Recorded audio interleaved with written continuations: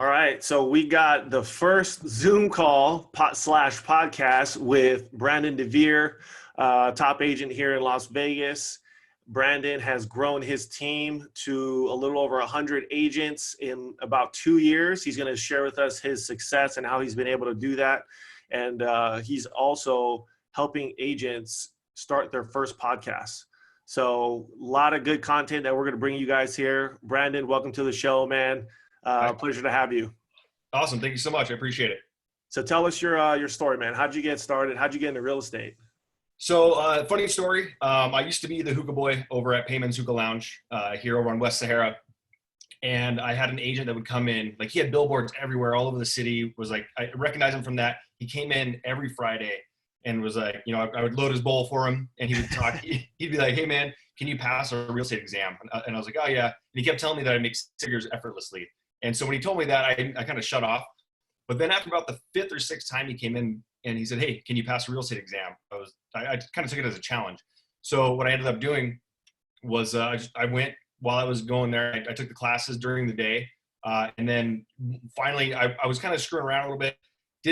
Still wasn't kind of taking it that seriously. And so I ended up passing, I failed the first 2 times because I wasn't really paying attention. So then I finally went and I stayed up because I used to get off at 2 in the morning. So I just stayed up and studied from like 2:30 to like 6, and my test was at 7. So I went in there and finally passed it.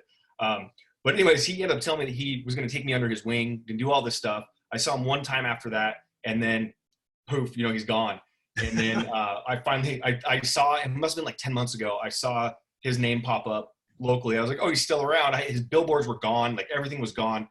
This was back in 2005. So it was, you know, he was riding high and then just crashed with no other plan other than real estate sales.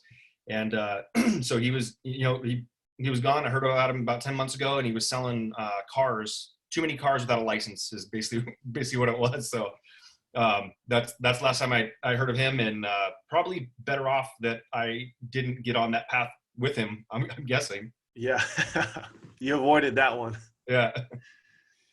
So now you're fast forward to today, right? So now you're currently working with EXP. Is that right? Yep. Okay. Correct.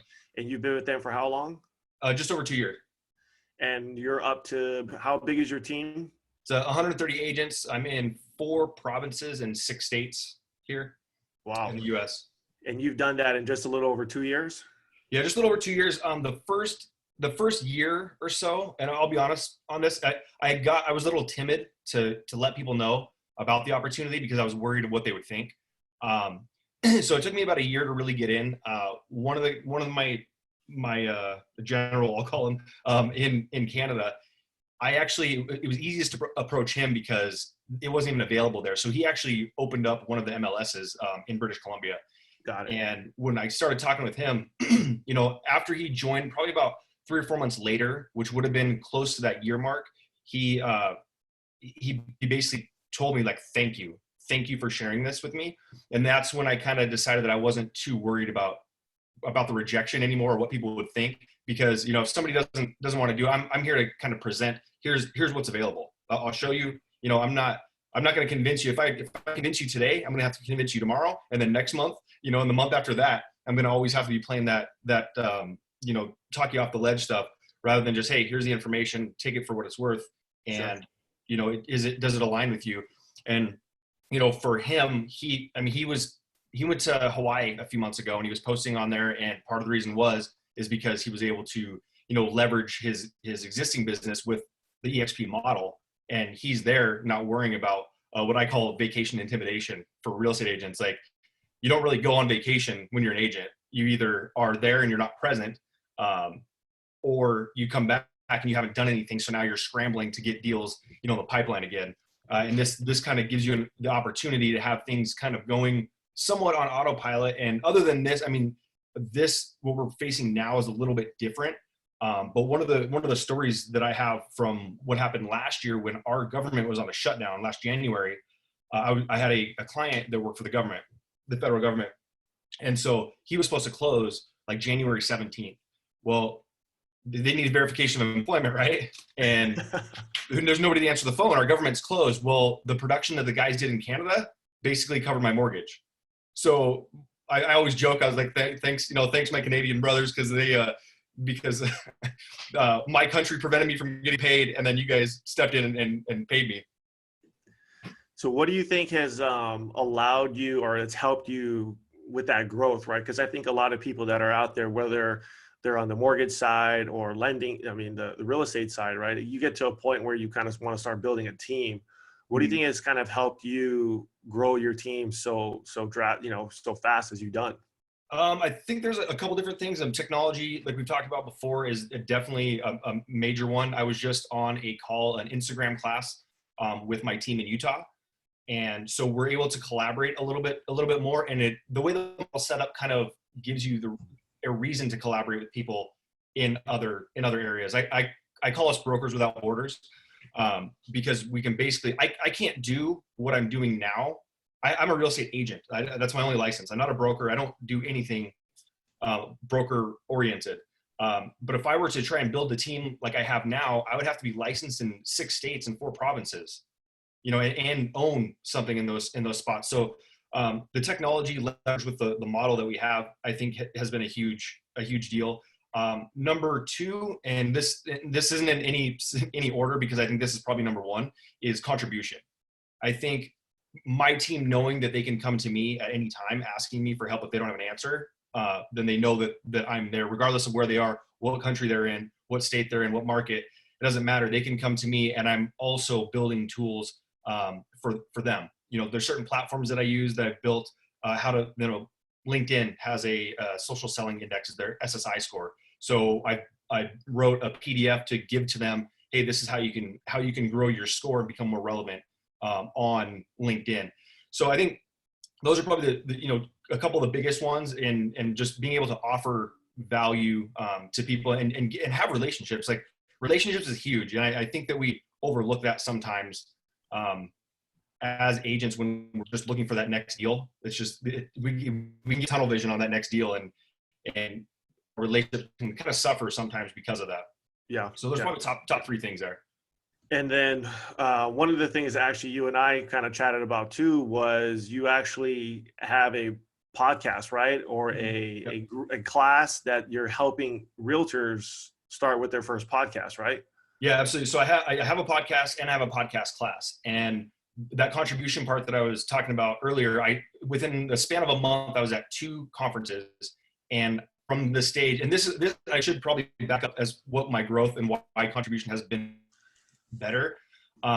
So yes, it has taken me a little over 2 years to get to 138 agents, but just over a year ago, I was at about 14 agents.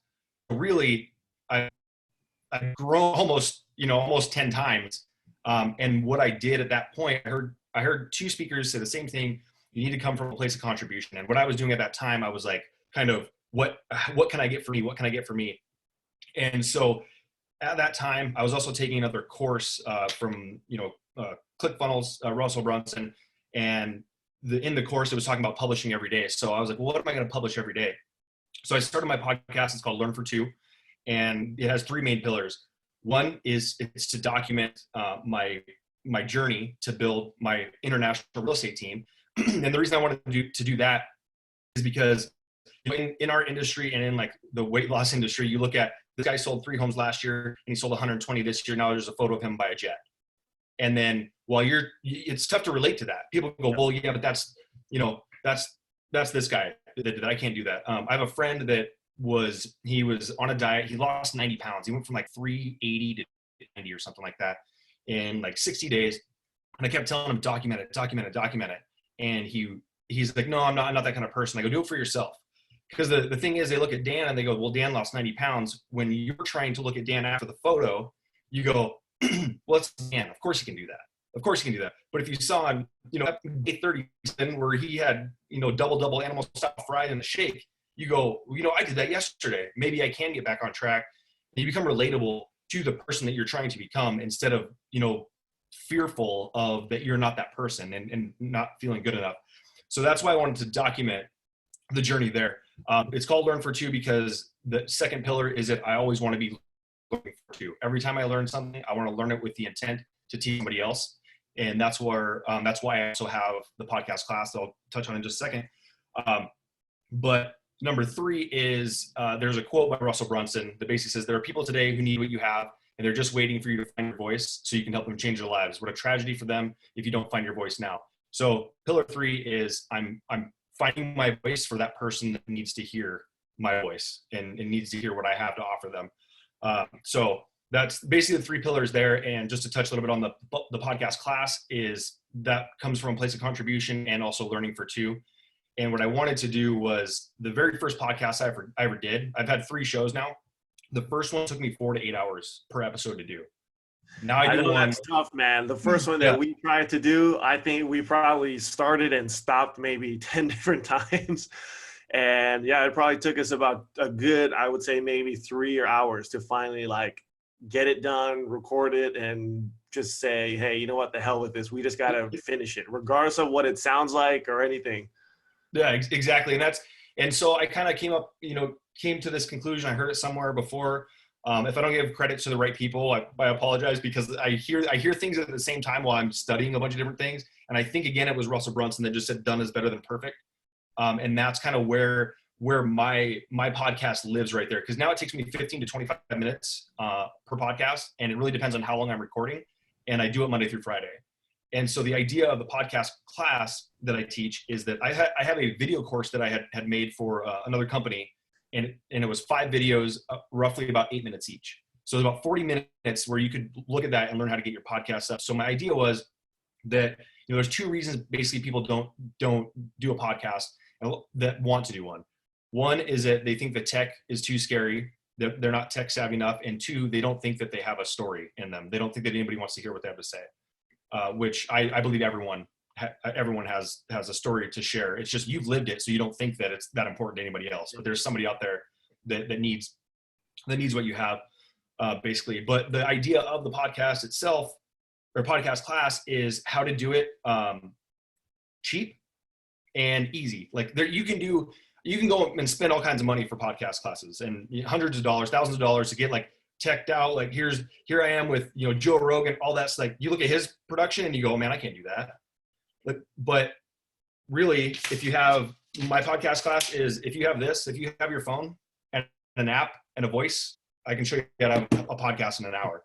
And that's kind of was my motivation for that, was some way to contribute and do something that, is, learning for somebody else, and also putting them in a position to be able to actually use what they've learned. It's funny you said, you mentioned about documenting your journey. Even for us, that's been, even though it's like a very simplistic idea in terms of, telling your story, I think a lot of people get away from it for some reason. And that's one thing that for myself and my team, we've been coaching a lot of realtors, and even, within our office, that, hey, share your journey, right? Share your story, be transparent. Because I think a lot of people take these social media classes and they look for that magic pill, right? Or that magic post that's going to be like, I'm going to get X amount of leads, I'm going to close a deal. But it's that consistency of every day of sharing your story and your profession, right? Mm-hmm. Yeah, it's definitely a combination. I mean, I was just on this Instagram class, and one of the things that they say, and I say it in my class as well, but she was saying, it's not all real estate, not all real estate. And I was, raised my hand, of course, that I believe that 100%. And one thing, in one of my classes, I had a guy that looked like he was not interested in the class at all. And I was like, he's looking down at his phone the whole time. And I'm like, oh, what's this guy doing? And an hour and a half later, after the class was over, he's like, thanks, Brandon. That was an awesome class. I'm going to have my first episode up tonight. And I'm like, yeah, right. Because a lot of times you teach somebody how to do something and they're excited in the moment, and then it just kind of falls away, and, life happens, and they just don't act on it. 6 hours later, he sent me a link to his first podcast. This guy he works in the real estate industry, and his podcast was his battle with diabetes. And I was like, awesome. Like, you took what I was saying, because a couple things about, you are a real estate agent, but one of the things I heard somebody say a few weeks ago, that they've been to more funerals for real estate agents than they have been to retirement parties for real estate agents. So that tells me a couple things. One, a lot of models aren't set up for real estate or real estate agents to retire. But number two is that you are either going to do something in addition to your real estate career or to replace your real estate career. So if you spend all this time branding yourself as just a real estate agent and only a real estate agent, people are going to think that that's all you can do. And so if you try to like move, like think about Tony Robbins. If Tony Robbins writes a book tomorrow about, his favorite hammer, he's going to sell them in 1 million copies, not because he's awesome with hammers, but people are like, this must mean something because this is Tony Robbins that just wrote this book. Yeah. So I think when creating an audience, I think especially agents need to be a little more mindful on that they're creating themselves as the brand and creating their audience for them, as opposed to just one thing that they do. And what do you think some of the tips that you give like your team, right? Because I think we run into that quite often where I'm scrolling through a realtor's Instagram page and all I see is, just listed, just sold, or, I got a new escrow, and there's nothing really there that talks about really themselves. It's just kind of the accolades. What are some of the things that you coach your agents on? Basically, tell your story. What is it? What are you into? What are, you can go and show houses and stuff like that, but, maybe bring a story with it as far as, like you said, what is this? How, if you're going to post that you just listed or just sold a home, maybe you go into a little story about, it doesn't have to be like airing out dirty laundry or anything like that, but hey, here are some of the struggles, because what's going to happen is you're going to have an agent or maybe a client that sees it and they're going to go, man, I know exactly how that person feels. I was going through that too. And you create an affinity with people. And when you can create an affinity and people go, I like how this guy thinks or whatever, they are drawn to you. And now you can have a meaningful conversation and build the relationship. When it's just house after house, listing after listing, it's just people scroll through it. Yeah. In reality, houses are not exciting. Like, unless you're looking at like a castle, you're looking like I created a board the other day with Malibu homes, like $40 million. It's fun to kind of look at, but you might have an awesome story from like a home from the 1800s that you can tell an awesome story about, and people will fall in love with that story. And so I think that, I tell people to come with a story, come from a place of, you have to be real too. Like when you create your character, it is creating a character, but it's not creating a fake character. So get people to, if you like dogs, talk about your dogs. If you like Gary Vee in, I think it's Crush It, he talks about, if you like stamps, there's somebody out there that likes stamps, talk about stamps or stickers or whatever. Yep. And people will enjoy that, learning about you and learning about what your passion is, and they can connect on that. And then real estate is secondary. And what do you say to some of the people that are, I don't want to share my personal life, or, there's some of those agents that they don't want to open up so much online. What do you say to those guys? I try. So here's a couple of things really. One is I have an agent, and her daughter has a disease, a condition, and I told her, you need to create a podcast on this because of this. I had this exact thing happen. But I told her, create a podcast on this. There's somebody today that is finding out that they're living this way, and they're looking for somebody out there that can help them with what they're talking, or with what they're going through. Their life has just changed, and you have the opportunity to collapse time and let them know, because now she's doing all this food. It's all organic, all from scratch, all that stuff. And somebody's finding out that's their life today, but maybe it took her 3 years before she found out that. And so that's what I encourage people to do. And why I also realized how much I wasn't sharing until about 3 months ago. And I finally decided to share it. And the reason I did was because I needed to take my own advice, that someone out there needs to hear what's going on. And so my son is in the first grade, 7 years old. And on October 29th, he ran out of school. He turned around, came back, waved his finger, came back, and he's been to school 3 full days since then. He started battling significant anticipation anxiety is what we're finding out that it is now. But he's battling anxiety, and for a long time I was like, how embarrassing. I'm an embarrassment as a father. I can't even get my kid to go to school, all this stuff. And I didn't want to share it, but then I was like, someone else is going to need to hear this. So that's when I started sharing it. And so my advice to anybody out there is don't share for yourself. Don't be selfish. Share it for the person that needs to hear it. Like I said, number 3, find your voice for that person that needs to hear it. Or what about some of the newer agents that they might feel that, they don't have maybe the knowledge or expertise to share some of this content? In my opinion, I always tell the new agents, I think you have an upper hand on everyone else, right? Because you're really, at the end of the day, you're learning something new every single day versus the seasoned agent that might think, hey, why do I need to explain what earnest money deposit, the earnest money is, when really at the end of the day, the first time home buyer has no clue what that is.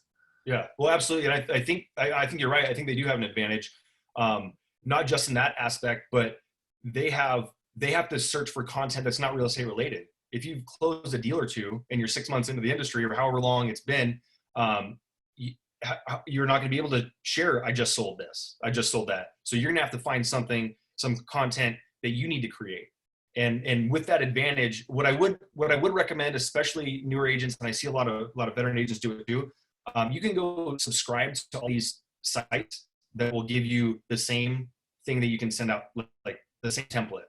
I would highly recommend that if you're going to send out a weekly email, write it yourself. I don't care if it's 100 words. Find something, write it yourself, or like you said, just don't. Because the challenge is, I was on LinkedIn like, I don't know, 3 months ago, and I scrolled through and I saw this article. Like, oh, this is interesting. I'm gonna save that for later. I scrolled down, I saw 4 or 5 more times. I ended up not even reading it because I was like, that is not. I wanted an original thought. Maybe it was me, but I was like, I wanted to read something that maybe someone had some insight on. There was something of their own, and it'll happen. You'll end up coming across an article. All agents are sharing the same thing. So I would definitely think they do have an upper hand looking for being able to create their own content.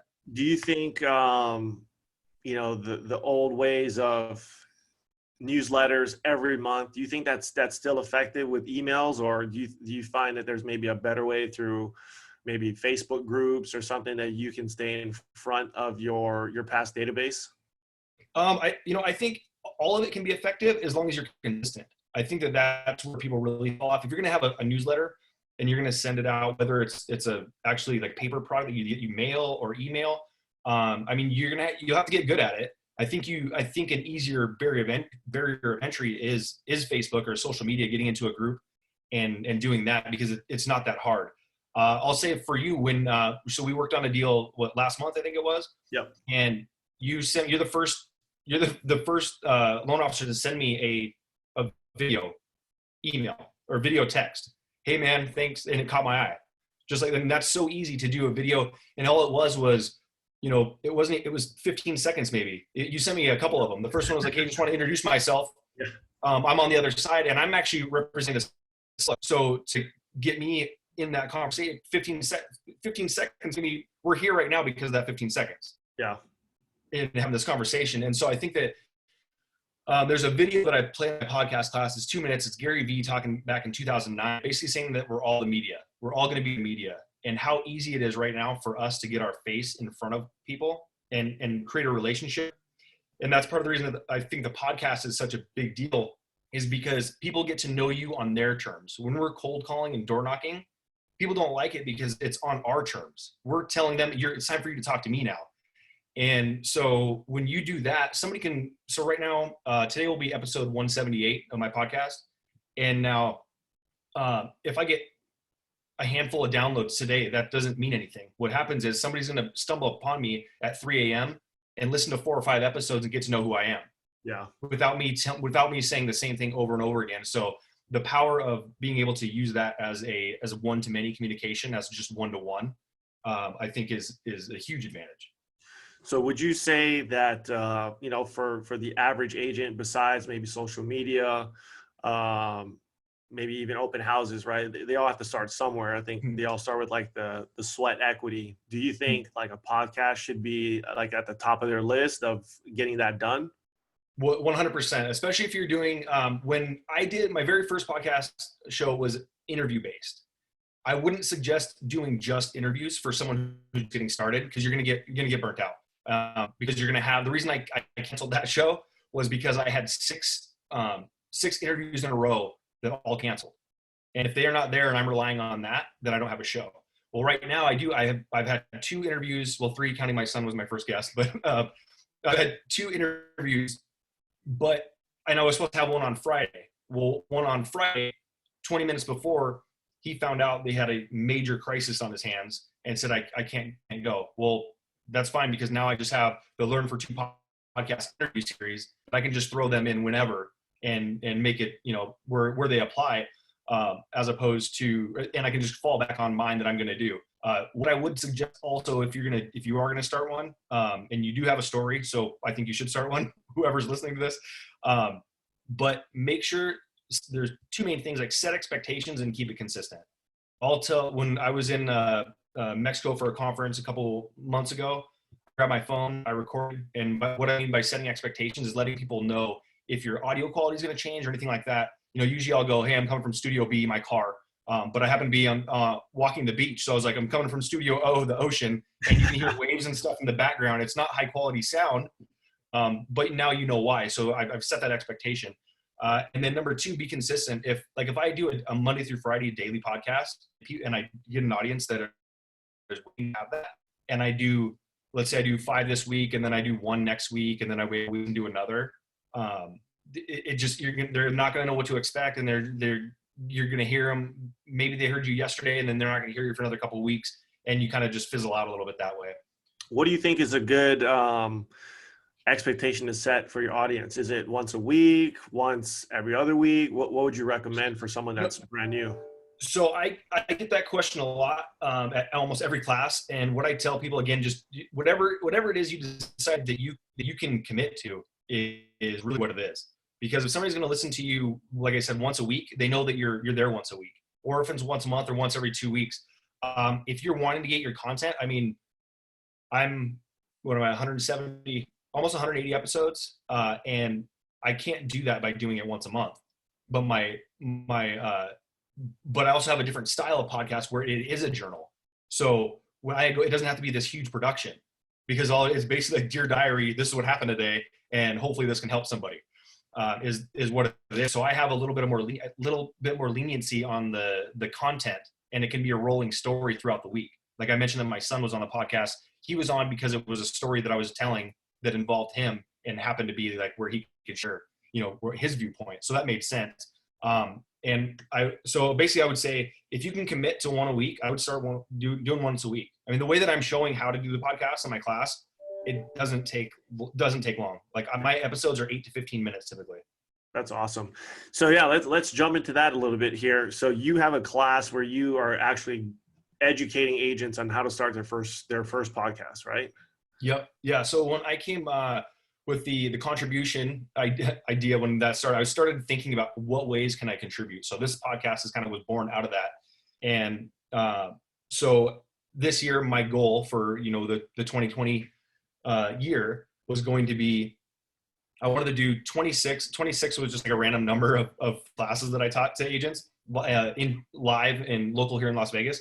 But the 26 was, I figured if I did one every 2 weeks, give me 26, and then I can get people that way. If they wanted to do a follow-up, then we'll do a follow-up class as well.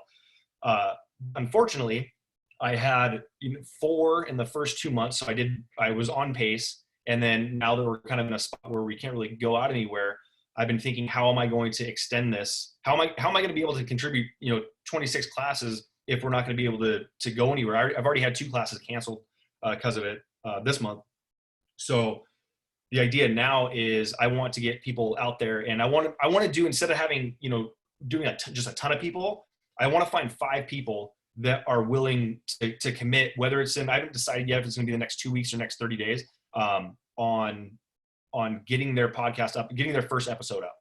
And if it goes smoothly, then I'll do it again until we can get more people having them up. Cause I only have 2 now that actually took the information and went out and started their own podcast. Are you charging for this class to get these guys going?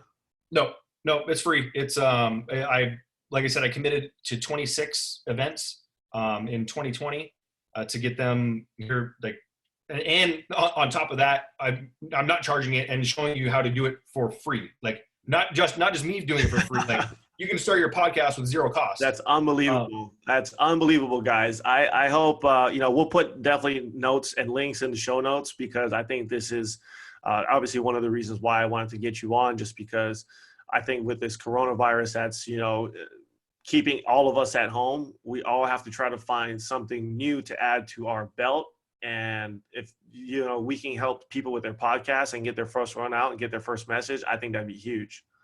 Yeah. And that's one of my, like, anybody, if they want to, shameless plug, go find me on Facebook. It's just Brandon DeVere. I'm open. I share stories on there as well, but I had a video on there a few days ago where basically I just said, right now it's a bummer, that we're locked up and all that stuff, whatever. But right now we have an amazing opportunity to where we can add value to ourselves that no one can take away from us. So in the next 30 days, commit to learning a skill or creating something that can't be taken away from you. Like once you know how. So mine is that I'm going to write a book in the next 30 days. And so I have a lot of content. I have the layout for it. I will be able to do it. But I don't have a book. And if I create that during this time, I can say this, turn this into a win. That'd be awesome. What's the book going to be about? Do you know yet? It is. It's basically about, leveraging your existing business as a real estate agent. Like I said, I like the name, the premise is like Brokers Without Borders.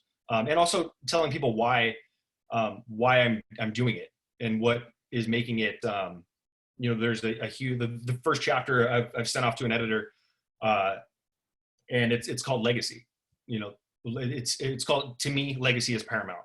And it's a story about, basically, my mom passed away just after I graduated high school, and I was 18 years old, and we walked out of the church and it was packed, completely full. It was so many people in the parking lot, and like, we didn't have to cook for the next month, and we're still getting Christmas cookies dropped off at my dad's house. And it's because of the impact that she left. She left a legacy of people that wanted to make sure that we were taken care of, after she was gone. So that's kind of where it leads off, and to kind of let people know, like, why I'm choosing to do this and why I'm choosing, to use these different platforms and mediums to get messages out. So other than the book right now and maybe like this podcast, what would you tell some of these other agents or even lenders, right, that's taking these next 30 days to maybe think about some other things to sharpen their tools? Like for us, it's actually going to be the podcast, right? I'm going to try to get out more podcasts, more episodes, really think about our digital marketing that we've been doing, only because now we're kind of stuck and we can't get as much content as we'd like. Yeah. Any other ideas that maybe you can throw out there to lenders and agents? I mean, for like right now, even like I just took the Instagram class. I mean, there's a bunch of classes that you can take online. There's a bunch of things that are available. I mean, luckily for us, our company hasn't been affected as far as the training and stuff goes, because we don't have brick and mortar where you have to go into. So we had over 100 classes last week that all went off at when they were supposed to. So there's plenty of classes out there. Go find. I would strongly suggest storytelling, learning how to tell stories, because that's what most people don't care that it's 4-bedroom, 3-bath, 2,400 square feet, like that. There's little like bullet points where it says that what it is. Tell a story about the house and learn how to sell your properties through stories. I would say I would start networking with other agents. I mean, that in building your referral base. I mean, there's a company that I've been working closely with. It's called Ideal Estate. And I was trying to create something, and then I found this company that had already done it. And it's a network of real estate professionals that's about 800,000 people, but it's all real estate professionals and all sharing things with each other. Go create a new network, meet an agent in North Carolina or somewhere not in your market, or a loan officer not in your market, and have a conversation. What's working? Even if you want to build something at home, I like whatever it is, remodel something. I don't know, put some baseboards down, but yeah. learn something that you can use forever. Like for me, I'm a YouTube University alumni. I tell people all the time, like most everything that I do now, I've learned at least in some aspect of using YouTube. There's so much stuff out there to learn. And even if you're taking this time off to like not ramp up business and learn something personal or learn something for yourself, that could be something that your podcast is about, that you found yourself a new hobby and a new passion. Do you think that, agents and lenders struggle with the thought of like, well, I don't want to reach out to this guy because why would they give me their secrets? Or, no one's going to give me the special secret, right? Or the sauce as to how they generate leads or what they're doing online. Do you think that that's like maybe a self-limiting belief that we kind of struggle with? 100%. Yeah, absolutely. And one way to get over that, I think, is lead with value instead of, because we have kind of we're always asking, right? And especially like in the real estate industry, it's, the best compliment you can give is a referral. Like put that in your signature, right? Or hey, if you know anybody, because think about this, like when you go out to the bar or a barbecue, and someone goes, hey, hey Brandon, how's it going? What line of work are you into? Well, I'm a real estate agent. Oh, okay, cool. Like, because they're waiting for it, right? They're waiting to be like, you're coming in with the ask. Yeah, you're looking to buy or sell, whatever. But now when people go, hey, what do you do? Well, I host a podcast. One, if they don't know what it is, they'll be like, well, what's a podcast? Conversation starter. Or if they do know, they go, oh, what's it about?